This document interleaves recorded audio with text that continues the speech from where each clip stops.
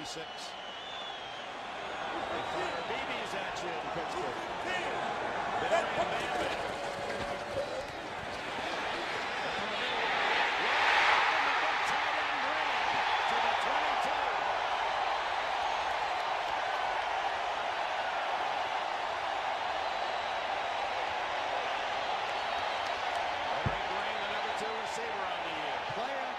To the tight end, holds the linebackers. Gibson's the man who's supposed to have the coverage. Excellent throw by O'Donnell. Outstanding. 1st and 10 for Liberty now. I heard about this guy. Over the middle. He had great hands. Completes it to Eric Green. Great athlete. Green, 50-yard line. And then when I saw him, 30. it was like, Michael Jordan. What's going on, everybody? It's Pac-Man Jones with Savannah Seaport News, and today I have another athlete for you all. His real name is Bernard Eric Green, but most people call him by Eric Green, and he was born in Savannah June the 22nd, 1967. I believe he should be 49 by now, if my math is correct. He was a tight end. Eric Green, he wore the number 86, and his height was about 6'5", and his weight was 270 pounds. Now, originally, he went to Beach High School first in his freshman year. Beach High School, that's on the west side. It's a high school. They just built another one next to it. They still got the old Beach High School up, I believe, but there's a new Beach High School now. But anyway, from there, he transferred his sophomore year to Windsor Forest High School. Windsor Forest High School is on the south side. And more about his size, was like athletic, and which really made him one of the most dominant football players to ever come out of Savannah. And I actually did my research as of recently, and there's a huge list of NFL players that's from Savannah that I probably have to cover sometime later down on the line. And then from Windsor, he graduated and actually got a scholarship to play for Liberty University. Liberty University, that's in Lynchburg, Virginia. And he really, at his first 3 seasons throughout his junior year, he didn't really get that much time or play time on the field until Sam Rutliano.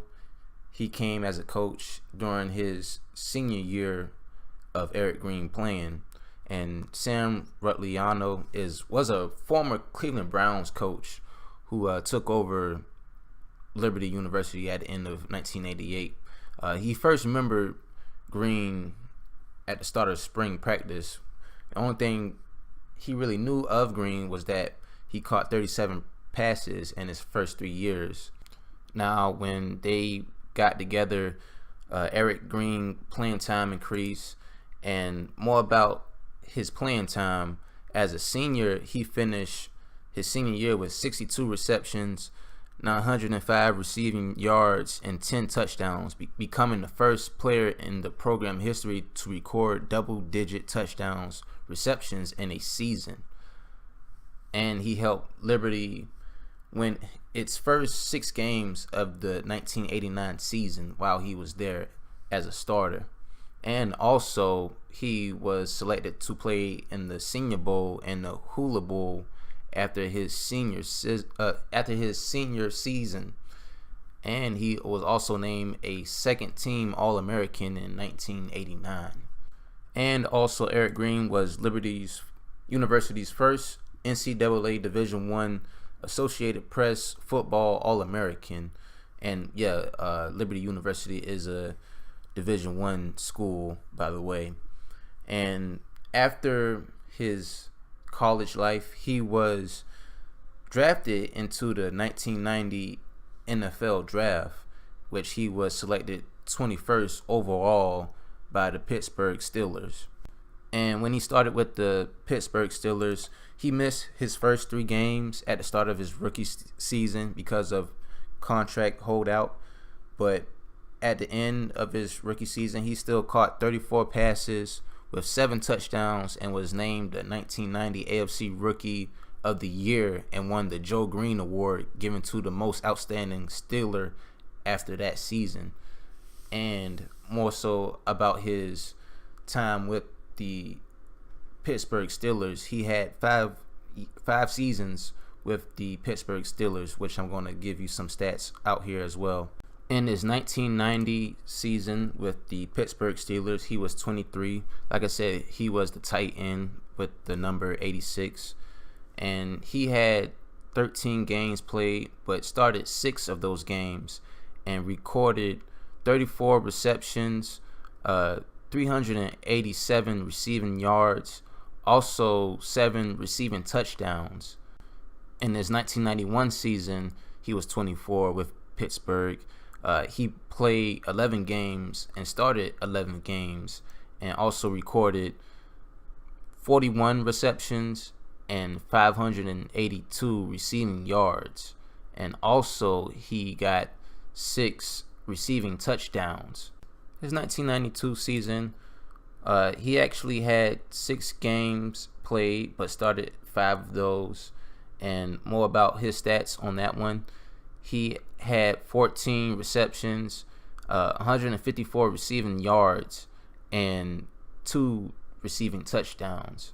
Now, the 1993 and 1994 seasons with Pittsburgh, he actually went to the NFL Pro Bowl twice those years, 93 and 94. And in his 93 season, he had 16 games played. With 16 games, he started it in those. And he got 63 receptions, also 942 receiving yards, and he also got 5 touchdowns that year. And in 94, he had 15 games played, but 14 games started, and he got 46 receptions, also 618 receiving yards, and also he had 4 receiving touchdowns that year in 94. So throughout his 5-year career with the Pittsburgh Steelers, he had 362 total receptions. Also, he had a total with 4,390 receiving and rushing yards. Also, he had 36 rushing and receiving touchdowns throughout his 5-year career with Pittsburgh. Now, after his last season with the Pittsburgh Steelers, he actually played with Miami for 1 year, and he actually played 14 games and actually started 14 of those games as well. And he actually recorded 43 receptions that year, also 499 receiving yards, and also he had 3 touchdowns that year. And after that year, he actually got traded to the Baltimore Ravens, where he played 3 seasons. In 96, he didn't really get that much playing time with the Baltimore Ravens. That was his first year. He had 6 games played with 3 starts, and about that year, he only had 15 receptions, also 150 receiving yards, and only 1 receiving touchdown that year. Then the next year following, in 97, he had a better year. He actually played 16 games. With 15 of those, he actually started, and he had 65 receptions, also 601 receiving yards, and also that year he got 5 receiving touchdowns that year. And in his last year with the Baltimore Ravens, he actually had 12 games played with 12 starts of those, and he recorded 34 receptions, also 422 receiving yards, and also 1 touchdown.